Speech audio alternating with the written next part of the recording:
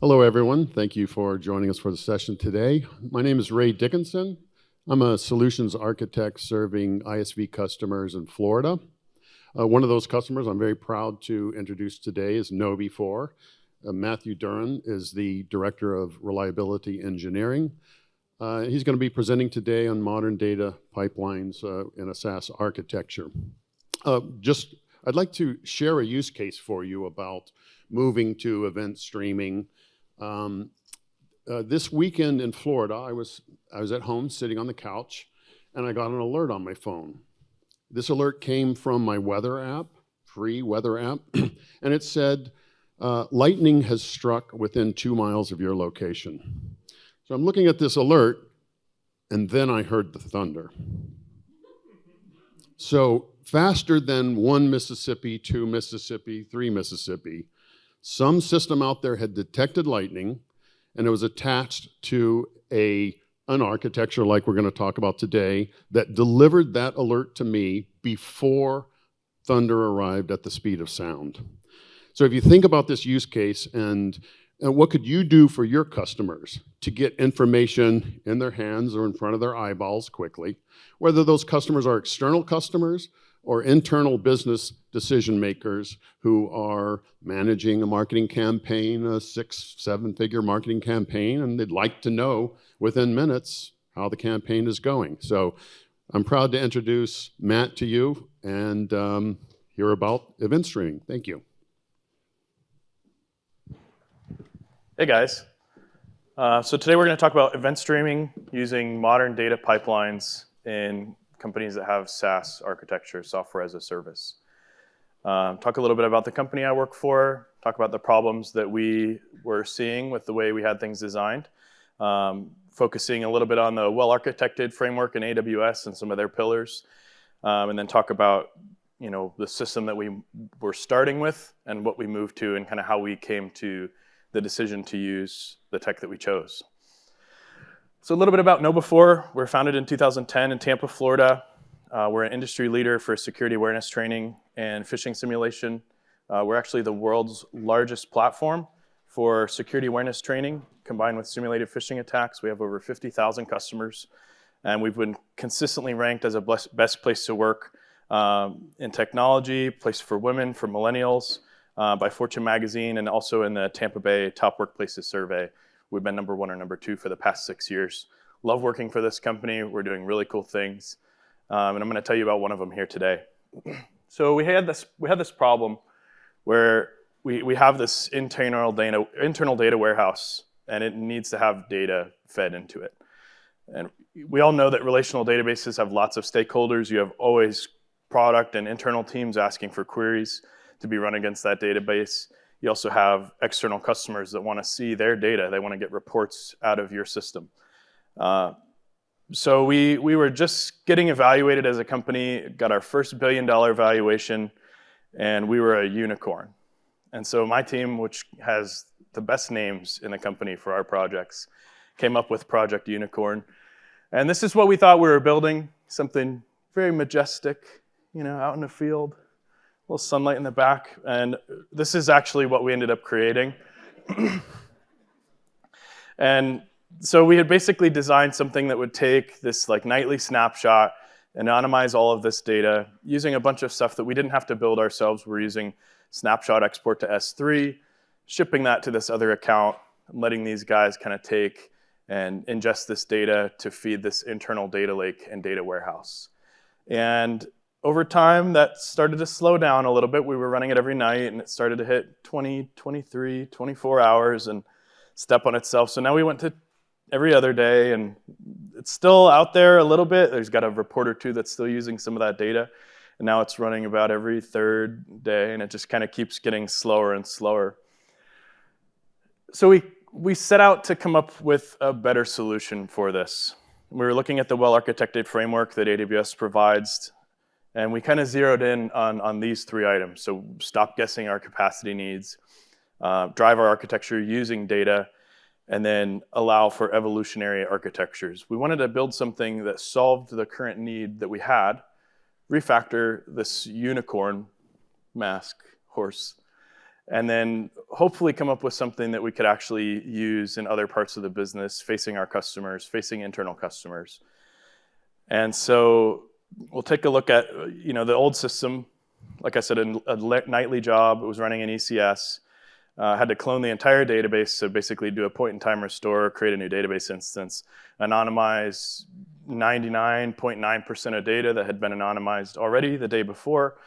These were done in parallel SQL queries. We had to optimize it pretty much as we could have, and then export in Parquet data very slow. And we knew that the new thing, we didn't want to have something that was sitting there waiting around, this container that's running, orchestrating the whole process. We only wanted to work with the change data capture, the CDC, so that we're not re-anonymizing the same data every single day. We knew we still wanted to produce to Amazon S3, and we wanted something that would be fast. Enter 2021, another great name here. We had the little hack on the Colonial pipeline. I tasked one of my engineers to help come up with some solutions for a data pipeline, so he wanted to call it Colonial. And I said, sure, I'll never present this at an AWS Summit. You can call it whatever you want. And so we basically started looking into what possible solutions does AWS have that can generate this change data capture from a relational database. Our first target was Postgres. We knew we had some MySQL users as well, both Aurora, and then generate a stream of data that we could actually take and start consuming. So the first thing we looked at was database activity streams. And this is an image from a blog post on AWS's blog about how activity streams work. You stream through Kinesis, you go to Firehose, and then you can send that to S3. You could run it through Lambda to filter. Came free with Amazon Aurora, which was cool. But we found that it didn't have full load capability. So we would have to manually write something to produce CDC for the data that's already there. It wasn't really proper CDC. It was missing some pieces of data that we need. And then it didn't have any middleman features, so no ability to select specific schemas or tables, or to stop or pause the stream if we needed to for some reason. We knew we had to target potentially multiple different data stores. It didn't quite serve our use case. So we kept looking. So the next option that we kind of investigated was write-ahead logs. And I had mentioned that our first use case for this was a Aurora Postgres database.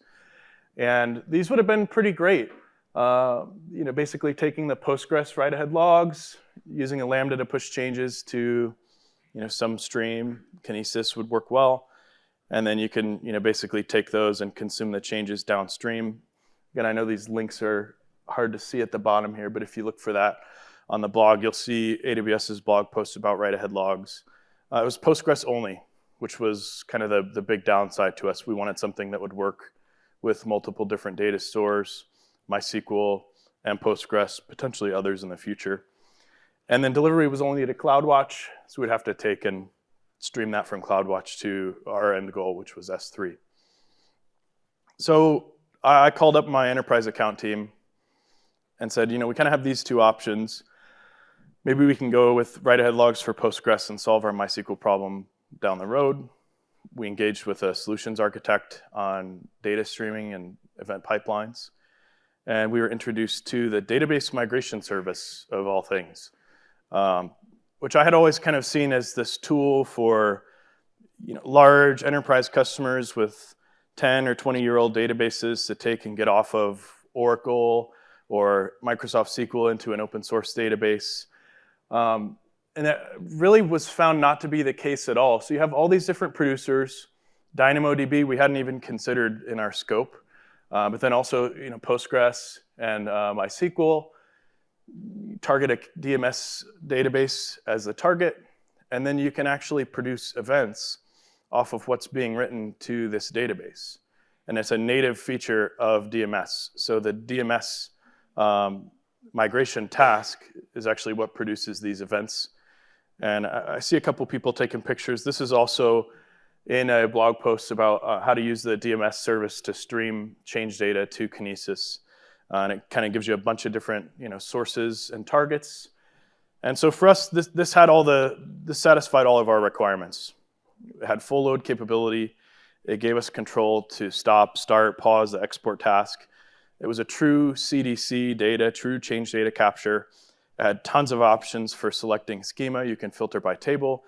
We even found after we were starting to use this that it had native anonymization, which was a huge bonus point. We thought we were going to have to run through like glue or some more complicated ETL process. And for our first use case, which was feeding this existing internal data warehouse, we found that not to be the case. We were able to use the native anonymization functionality that's built into DMS. So this was our implementation. We're taking an Aurora instance. We do have to run a little bit of additional infrastructure in the DMS target that DMS requires, but then we're able to have multiple migration tasks run against that data. We can produce raw data to a very heavily guarded S3 bucket. We could produce anonymized data to that bucket for data that's allowed to leave our product engineering teams and face the rest of the company through whatever sort of internal business analytics tooling they're using. And then we just subscribe each of those buckets to a separate SNS topic. They can fan out from there. So we provided this topic to that internal team. They're taking it and actually feeding it into Redshift and eventually Snowflake as well. And then the internal use, we didn't have anything when we started coming up with this solution, but we knew we will. Once we tell people we're producing this data, you can subscribe to these events, then someone on our product team is going to take and want to use that data for something else. And I think the coolest thing about this DMS solution is anybody could use this, right? It's not some complex ETL pipeline. You don't have to learn AWS Glue.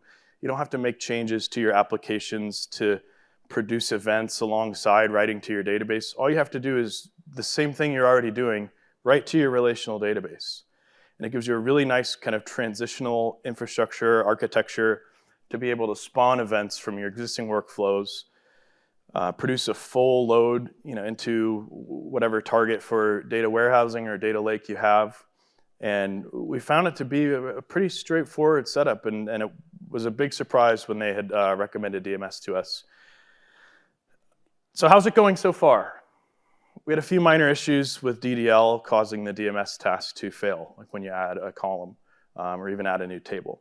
We're able to solve those by incorporating a small script into our release pipeline. So whenever we do run migrations, we pause the task, we let the migration complete, and then we restart the task with a certain restart or a certain start type that will allow it to pick up the new schema. The anonymization capabilities, they satisfied our current requirements, but now we're getting kind of more complex requests. We might want to anonymize it, but still keep some data types. And the anonymization within DMS is limited. I think it's limited on purpose. We could always take and run that through Glue or just a simple Lambda function, push the CDC into that before we send it to the anonymization bucket. So our if you build it, they will come strategy has been very successful. We picked up a new user in Q1 that's going to be doing this like user synchronization service. We have an entire team that's taking this data and sending it into S3 for a couple different tiers of data lake, and eventually they're going to use Athena on that data to deliver reports to our customers. And then finally, we had this internal search tool where support teams or sales teams may need to identify a customer across these multiple regional instances of our products that we have. And so they're able to take and use this anonymized data to perform that search. They get enough information about the customer that they need, and then they can go and actually perform some more detailed work within that specific region to respect countries' data privacy laws. This has been applied to 3 relational databases and growing. Every time we have a new product that has a new database now, I think that it'll definitely be like one of those default things that gets set up. And so I think overall it's been very, very successful.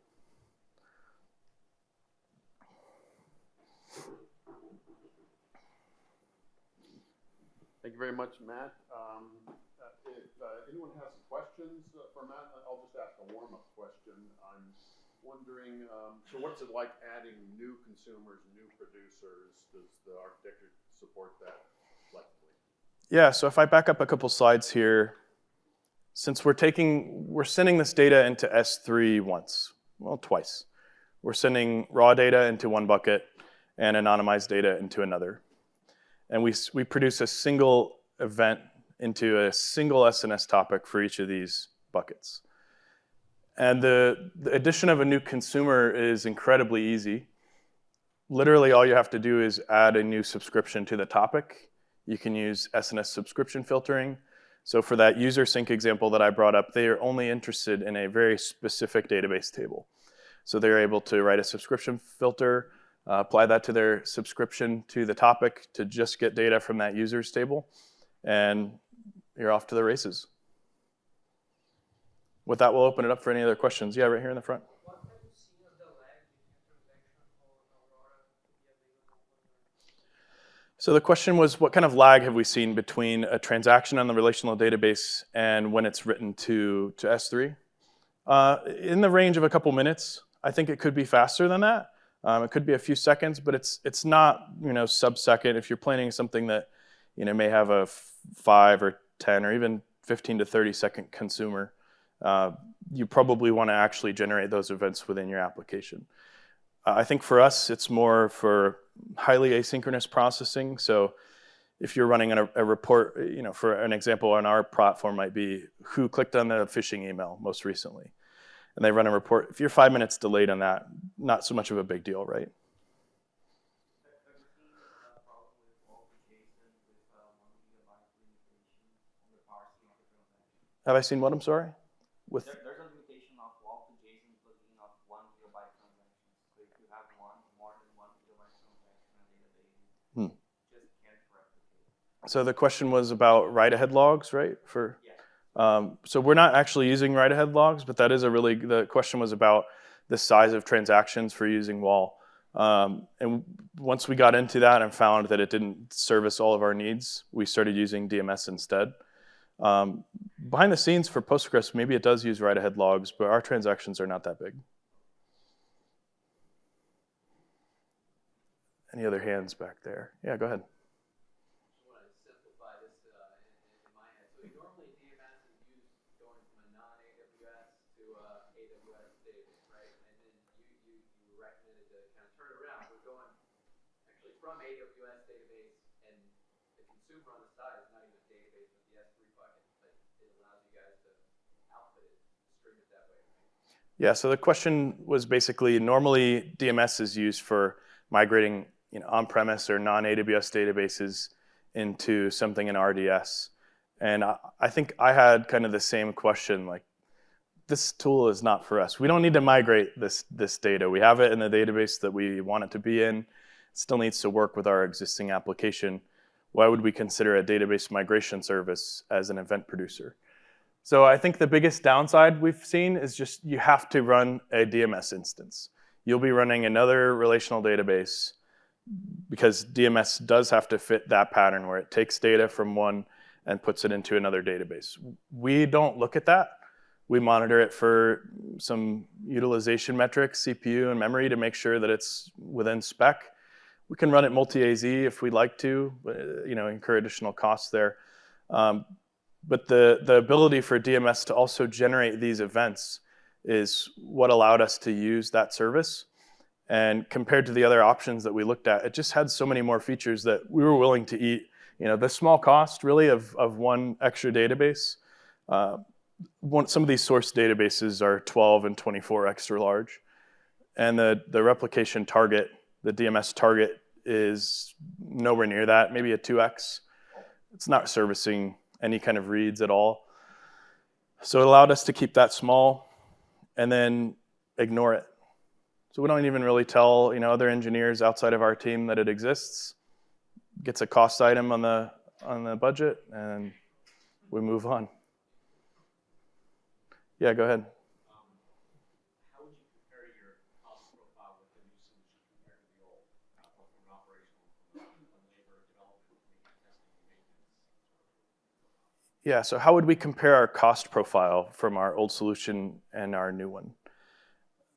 the addition of a database has kind of already always been there.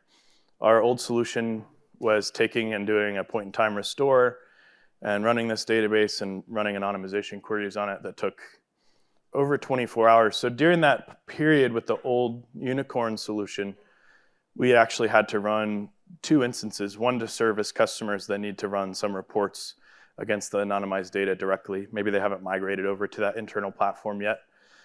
And then the other one that's in progress of anonymizing that data. So the database costs have gone down.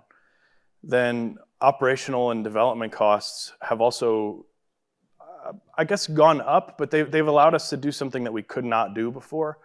So the previous solution, if you needed to sync users, would have been adding a trigger in Ruby on Rails to basically take and cause some other downstream action to happen whenever they would do a write.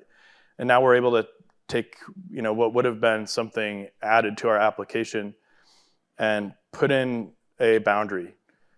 So that SNS topic and the subscription can easily be a boundary for another service or a small component of a separate service.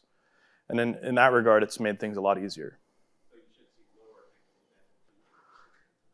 I think you should definitely see lower technical debt in the future. There's this idealized world where you'd like to have really strong boundaries across all of the services in your environment. And when you're working on services that are 5, 6, 8 years old, there's a lot of technical debt that's already there, right? So you may not have had a strong requirement from your product team 6 years in the past when you had $1 million in sales that was awesome getting your company off of the ground. And so we're trying to put things in place that allow us to move past that mentality of just piling things on top of this monolith, and instead using the data that it produces as an interface for other downstream consumers. And eventually, like with this data warehouse, data lake project that's currently ongoing, we'll be able to feed that back into customer reports and a service that allows customers more access to their data. Yeah, go ahead.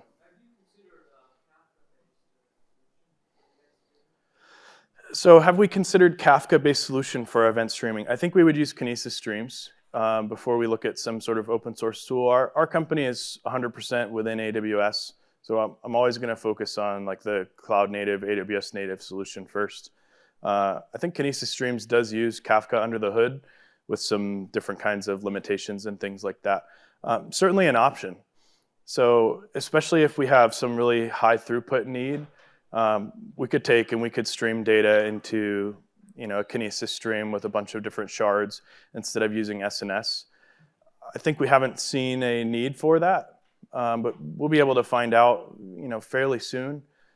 It also would require you to have like a single-threaded or multi-single-threaded producers, where SNS, most of the time we're going to be targeting like a Lambda function. So we have pretty high fan out. We can process things concurrently. We don't have to worry about FIFO. Most of these transactions that are coming into our database are already idempotent anyways, and they allow for multiple processing of the same record. So we haven't seen a need for that, but you certainly could, yeah. Yeah, go ahead. So the latency in this process was anywhere from 30 seconds to a few minutes. But if you do start seeing any of those issues with DDL, if you encounter any kind of bugs in DMS, it's going to be limited on how fast you can get an alert and respond to it. So we don't recommend something that's got a strong SLA. If you can meet 5 minutes 99% of the time, that's great. Where's the latency being created? Sure. Yeah, so in this link from Aurora to DMS, there's some latency. If you get like a high volume of writes, there can be some. Then there's some batch processing in here somewhere behind the scenes where DMS is sending batches to S3. Like most of the time, this is really, really quick. But we've seen high throughput and stuff like that cause it to be higher, or a problem with the replication task where it has an error internally and has to retry some things that can add some latency in there. Yeah.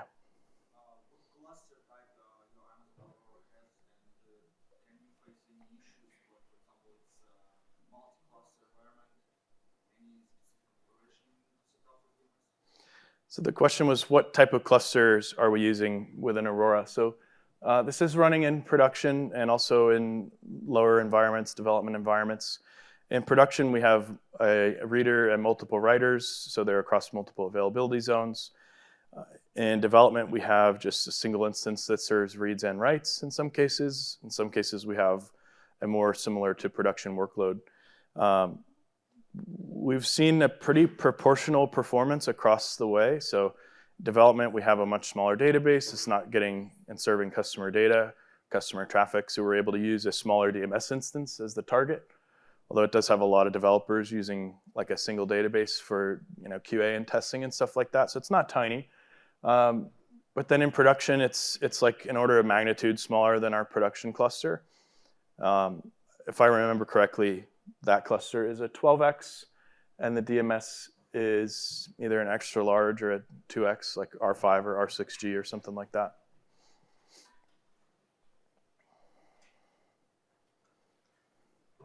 Anybody else? Yeah, in the back. Yeah, what did you find was the performance implication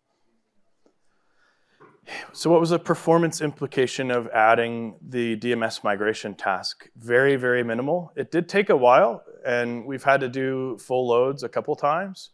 We try to just run them outside of normal customer business hours. So the way our product's traffic works, we can kind of follow Monday through Friday, and outside of 6 or 8 o'clock in the evening, we don't get a ton of traffic. Same thing on the weekends. We were actually surprised how quickly it did the full capture. So we kicked it off on like a Tuesday night, the first time we were trying this in production, and came back Wednesday morning. It had completed in about 6 or 8 hours for a couple terabytes of data. Yeah, good question. During that time, too, resource-wise, it was pretty minimal. It's pointed to a reader, so we saw maybe a 10 or 20% bump in CPU utilization. It really wasn't bad at all. I think we could run it during business hours and nobody would notice. Anybody else? Yeah, one more here. Having issues getting resiliency on your consuming processes by putting SNS into them? Do we have resiliency issues downstream there on the subscribers of the SNS topics? I think each of the DMS rights to S3 have like a UUID or some kind of other unique identifier. So as long as they implement some, at least once delivery or receiving on their end, they shouldn't have any problems with that.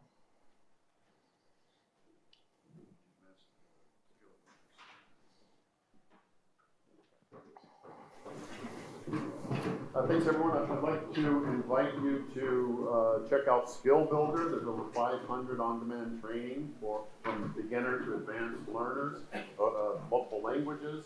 And that training then can apply to certification. I do invite you to visit the AWS certifications booth over at the expo. And thank you very much. Thank you, Matt.